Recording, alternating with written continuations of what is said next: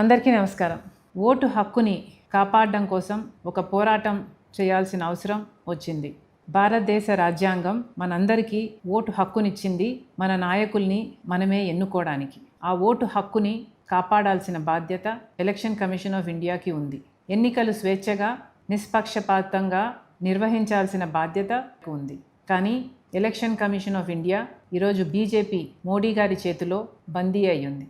ఎలాగైతే అన్ని వ్యవస్థలు ఇప్పటికే ఈడీ అయినా, సిబిఐ అయినా, ఇన్కమ్ ట్యాక్స్ అయినా, ఆర్బీఐ అయినా, స్టాక్ ఎక్స్చేంజ్ అయినా, ఎలాగైతే అన్ని వ్యవస్థలు మోడీ గారి గుప్పెట్లో బీజేపీ కోసం పనిచేస్తున్నాయో, ఎలక్షన్ కమిషన్ ఆఫ్ ఇండియా కూడా ఈరోజు బీజేపీ కోసమే పనిచేస్తుంది. ఈ విషయాన్ని రాహుల్ గాంధీ గారు దేశం ముందు బయటపెట్టడం జరిగింది.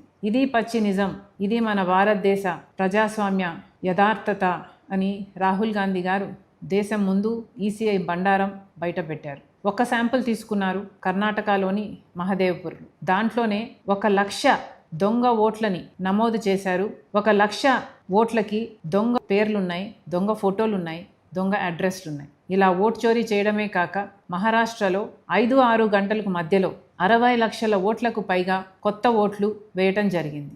ఈ ఓట్లను ఎవరు వేశారు? సీసీటీవీ ఫుటేజ్ ఎక్కడుంది అంటే ఏ ఆధారాలు లేవు.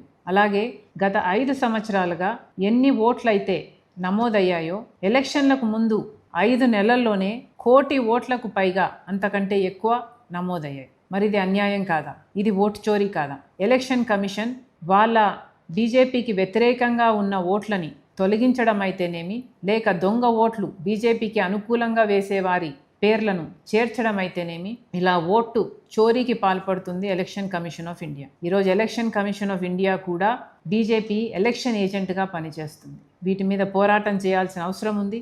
అందుకే రాహుల్ గాంధీ గారి నాయకత్వంలో కాంగ్రెస్ పార్టీ ఈరోజు మన ప్రజాస్వామ్యాన్ని, మన రాజ్యాంగాన్ని కాపాడుకోవాల్సిన అవసరం ఉంది. కాబట్టి ఈ పోరాటాన్ని ఎత్తుకున్నాం.